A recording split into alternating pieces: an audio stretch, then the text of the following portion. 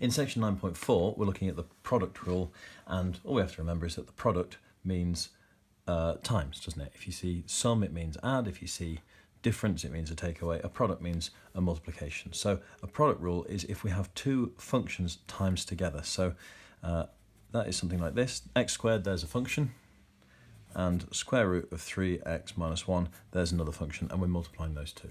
I can differentiate x squared. I can differentiate square root of 3x minus 1 using the chain rule. So I can differentiate each of these. I need to be able to do them when I've differentiate this when I've times it together. So I need to find the derivative of that product of functions. Now the rule works like this. If I'm trying to find the derivative of two functions multiplied together, that is, I'll call the first function u and I'll call the second function v. Okay, so the derivative of u, v. Now I could write that as u of x, v of x, just to show that they're functions, but we often write it just as u, v. So the derivative of u, v is, now the way I remember it is u dv plus v du, right? So it's u plus the derivative of the function v with respect to x plus v times the derivative of u with respect to x. So let's see how that works. Let's take this example. If I've got y equals x squared times the square root of 3x minus 1, I'm going to say u is my function x squared. V is my function square root of 3x minus 1. du by dx is just the derivative of u with respect to x, so that's 2x. dv by dx is the derivative of this. Now that is a chain rule. You might want to stop and do the chain rule carefully and say, well, the chain rule part of it is the 3x minus 1, what we'd normally call the u, so you might want to pick a separate letter and call 3x minus 1, call it t, and then work from there. Or we could just think of this as 3x minus 1 to the power of a half, and then do the quick version of the chain rule. So differentiate with respect to the bracket.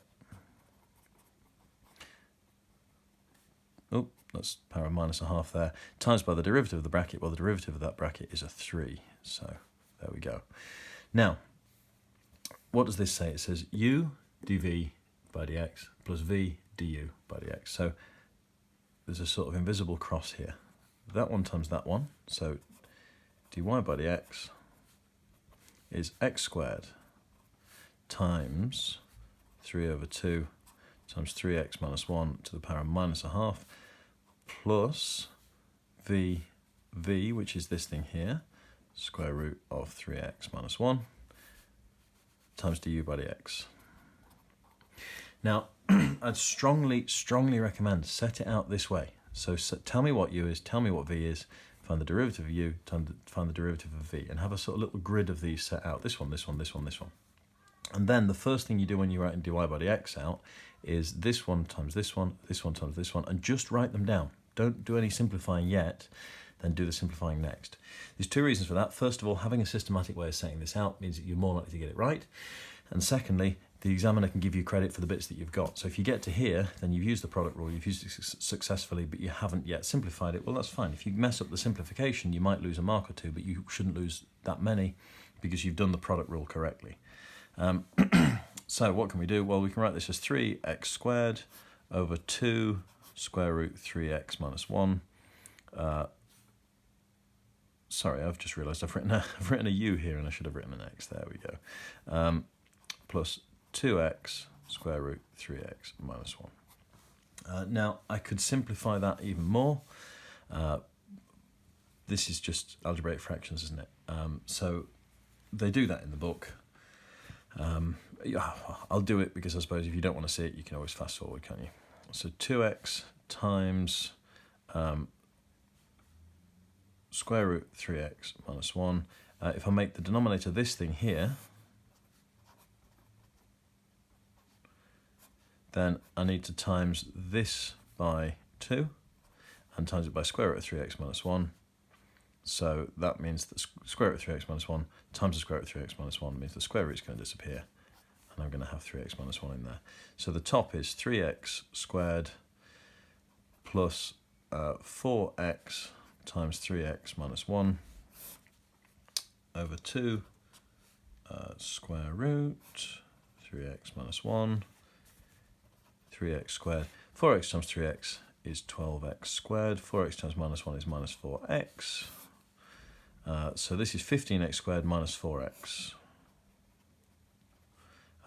Obviously don't scribble out like this if you're in an exam, but just for the sake of not getting too tedious. And then I suppose we can factorise an x out of this, can't we? So we get 15x minus 4 over 2 square root 3x minus 1. I think that's as simple as we, and that's what the book have got as well, okay, in the blue box. So there we go.